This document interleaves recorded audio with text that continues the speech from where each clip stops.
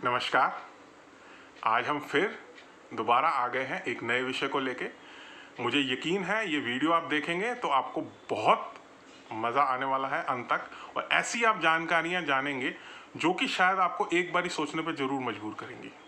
आज का विषय हमारा है इंट्यूशन का, यानी इंट्यूशन को हिंदी में अगर बोला जाए तो आत्मबोध या आत्मज्ञान, या हम लोग इसको अगर आम तौर पे जो हमारी भाषा बोलने वाली उसे आभास कहते हैं।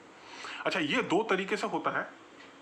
एक तरीका जो कि यानी कि आपका अपने घटनाओं से रिलेटेड, आपकी अपनी घटनाओं से अगर हम लोग विचार करें तो ये जैसे कि मान लीजिए आपके साथ कुछ ऐसा घटित होने वाला है जिसका पहले से आपको आभास हो गया। अब ये कुछ अच्छी घटनाएं हो सकती हैं, कुछ बुरी घटनाएं हो सकती हैं, कुछ भी हो सकती है। मान लीजिए कोई आपके घर आने वाला है, या मान लीजिए आपके साथ कोई ऐसी सड़क, भगवान ना करे ऐसी कोई सड़क दुर्घटना आपके साथ ऐसी कोई छोटी होने वाली है, या कोई भी आपके साथ ऐसी कोई भी घटना अच्छी या बुरी, इसका आभास लोगों को हो जाता है अपने साथ जो होने वाली। अब एक जो दूसरी इसमें जो आयाम है वो है कि दूसरों के साथ, यानी कि दूसरों के लिए हमें जानना। ये बहुत ही सीमित लोगों के अंदर होती है ये शक्ति, और कई लोगों के अंदर ये दिव्य दृष्टि का एक तरीके से हम लोग कहें तो ये चीज़ दिव्य दृष्टि बोली गई है बहुत ही सीमित लोगों में, कि जो कि जान पाते हैं कि अच्छा आज इसके साथ ये होने वाला है। या अब ये ज़रूरी नहीं है कि हर बारी ही ये चीज़ हो, ये या ये दृष्टि आए उनके पास, ये आभास हो, पर हाँ ये होता है कि कभी ना कभी उनकी ज़िंदगी में ये चीज़ होती है जिससे उनको ये आभास होता है कि हाँ ये कुछ मतलब घटना या घटनी, या कहीं भूकंप का किसी लोगों को हो जाता है कि यहाँ पे आज भूकंप आने वाला है, या बाढ़ आने वाली है, या ऐसे कोई भी आपदा या कोई अच्छी घटना भी, तो ये चीज़ होती है। पर इंट्यूशन क्या यहीं तक सीमित है? नहीं। अब अगर मान लीजिए हम लोग किसी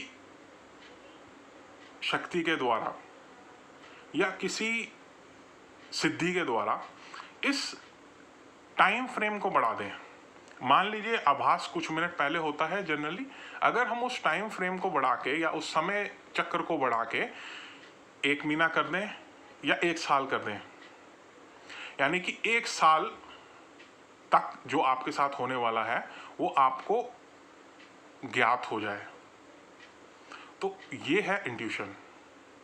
या उससे ज़्यादा 1 साल भी हो सकता है, 2 साल, 5 साल, या आपके साथ जीवन में जो भी घटना घटित होने वाली है उससे पहले आपको, काफ़ी समय पहले आपको वो घटना का पूरा आभास हो जाए, या किसी और के साथ जो घटना घटने वाली है उसका आभास हो जाए।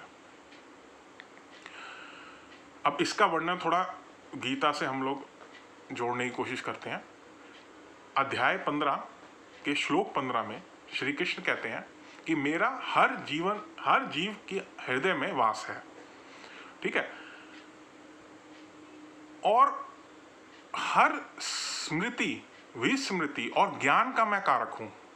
आप ध्यान दीजिएगा ज्ञान शब्द पे, कि सब कुछ आपके हृदय के अंदर ही है। अब ये ज्ञान हम लोग थोड़ा सा अगर इसको और विश्लेषण करें तो ज्ञान क्या हो गया?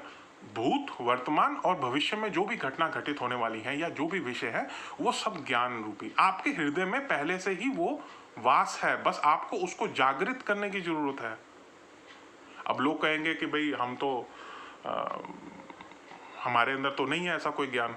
अब ज्ञानी लोग होते हैं, या कोई मान लीजिए किसी में कोई कला है, या किसी में कोई चित्रकार है, कोई संगीतज्ञ है, तो कोई साइंटिस्ट है, तो ये चीज़ें, या कोई मैथमेटिशियन है, गणितज्ञ है, तो हम ये कहेंगे भाई हमारे अंदर तो ज्ञान है ही नहीं, हमने तो ये चीज़ की ही नहीं है, या हमारा तो वो सिद्धि है ही नहीं। तो कुछ ऐसी घटनाएं, ये चीज़ ऑलरेडी साइंस में प्रूवन है, या इसको कहा जाए कि विज्ञान ने इस चीज़ को माना है कि कुछ ऐसी घटनाएं घटित होती हैं। जैसे मान लीजिए आप पढ़ना चाहें तो आप इस पे बहुत सारा लेख, बहुत सारी किताबें, बहुत कुछ आपको मिलेगा कि कुछ ऐसे लोग जिनके साथ कोई ना कोई घटना या दुर्घटना हुई, और उसके बाद जब वो ठीक हुए तो उनकी एक ऐसी शक्ति जागृत हो गई, या एक ऐसी, मान लीजिए एक ऐसा कोना उनकी सोचने का या उनके हृदय का या उनके दिमाग का ऐसा कोना जागृत हो गया जिससे कि उनके अंदर वो खूबियां आ गई जिनका वो सोच भी नहीं सकते थे। जिस इंसान ने कभी संगीत के आसपास भी ना गया हो वो बहुत बड़ा संगीतज्ञ बन गया।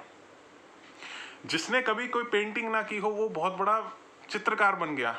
जिसने कभी कोई मैथमेटिक्स नहीं की हो वो बहुत बड़ा मैथमेटिशियन बन गया। उस दुर्घटना के बाद कुछ ऐसी हमारे अंदर जागृत हो गया। मैं ये नहीं कह रहा हूँ कि हमें ये सब जागृत करने के लिए किसी दुर्घटना से ही गुजरना पड़ेगा, बट ये चीज़ें हमारे, देखिए अब इसमें दूसरा अगर हम लोग ले तो अगर आप किसी भी सिद्ध व्यक्ति, देखिए बहुत सिद्ध व्यक्ति हैं, मैं उनके नाम लेने के लिए भी बहुत छोटा हूँ, बट अगर आप जीवनियाँ पढ़ें या कुछ किताबें पढ़ें कुछ खास लोगों की, जिनमें से एक दो का नाम लेना चाहूँगा क्योंकि ये एक वो है, वैसे मैं उस नहीं रखता हूँ कि उनका नाम ले पाऊँ अपने मुख से, बट हाँ, पर थोड़ा सा मैं जैसे आपको समझाने के लिए, जैसे विवेकानंद हो गए, श्री योगानंद हो गए, इन लोगों के अंदर ऐसी सिद्धियाँ आई, इन्होंने भक्ति से उस चीज़ को जागृत किया कि जिससे कि अलग अलग भाषाओं में बोलना, अलग अलग देश के लोगों से बात वार्तालाप करना, उनको अपनी बात समझानी और वो लोगों का उनको फॉलो करना, जो कि एक बहुत बड़ी बात थी।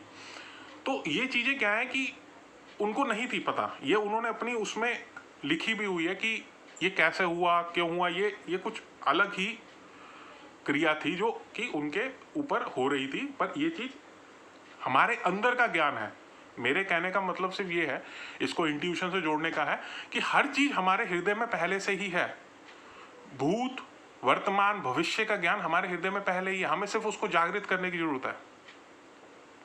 अब आप बोलेंगे ये तो सब स्पिरिचुअल बातें हो गई, अध्यात्म की बातें हो गई।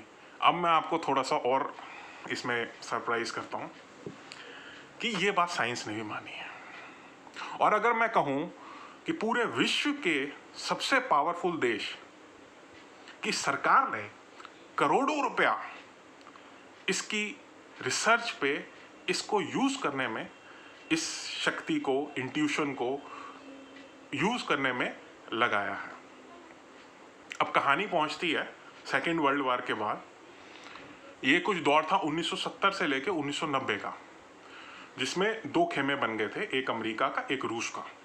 अब अमेरिका का जो खेमा था, उसका खेमा कह लीजिए, उसकी मेन या जो मुख्य जासूसी एजेंसी कह लीजिए वो CIA थी। उसी तरीके से रशिया की KGB थी।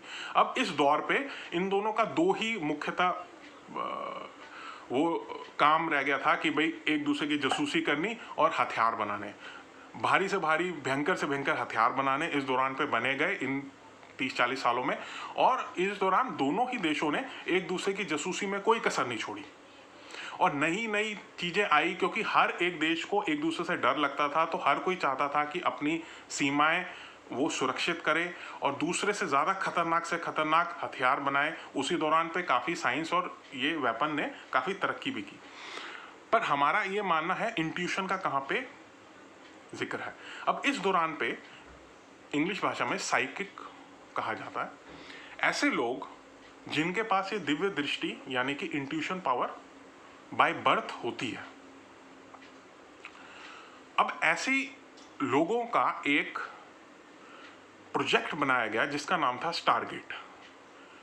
ये स्टारगेट कैलिफोर्निया में 1978 के आसपास ये एक स्ट्रक्चर में, यानी कि एक पूर्णता रूप से, सुचारू रूप से कार्य में आया। इसमें ऐसे साइकिक लोग बैठते थे और उन पे रिसर्च होती थी। पहले उनको सिलेक्ट किया जाता था काफ़ी हजार लोगों में से, और ऐसे कुछ चुनिंदा यानी कि 20-25 लोग बैठते थे और वो लोग अलग अलग इंफॉर्मेशन के बारे में सोचने की या इंट्यूशन पावर के थ्रू उसको जानने की कोशिश करते थे और इसमें उनको सक्सेस मिलती थी।